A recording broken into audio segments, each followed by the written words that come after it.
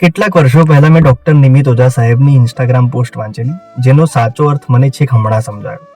Post કંઈક આવી હતી કે સ્પર્શ કર્યા વગર છેક અંદર સુધી કોઈ અડકી જાય તો સમજવું કે આપણે હવે વર્જિન નથી. પણ આ અંદર સુધી અડકી જવું શરીર સાથે કોઈ સંબંધ નથી રાખતું. અંદર સુધી અડકી જવું એટલે શું?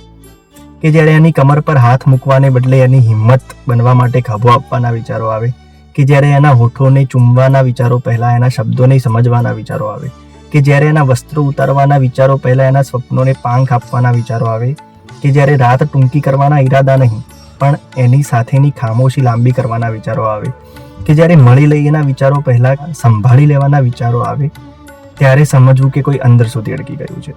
આ સિચ્યુએશનશીપને સમજદારી ગણતા જમાનામાં અને બોડી કાઉન્ટને ગૌરવ બનાવતા યુગમાં આપણે ધ્યાનથી જોઈએ તો આપણી આસપાસ આજે પણ લૈલા મજનૂના કેઝ, 96 અને સીતારામનના રામ જેવા ઉદાહરણો મળી રહે છે.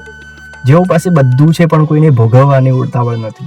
જેઓ આજના દેખાવના જમાનામાં એ વ્યક્તિ માટે વફાદાર છે જે કદાચ ક્યારેય મળ્યું નથી અથવા મળવાનું પણ નથી. હંમેશા મારા મનમાં એક પ્રશ્ન રહ્યો કે કેમ શક્ય છે કે એક માણસ જે બધું આપી શકે એ પોતે કોઈનો ન થયો.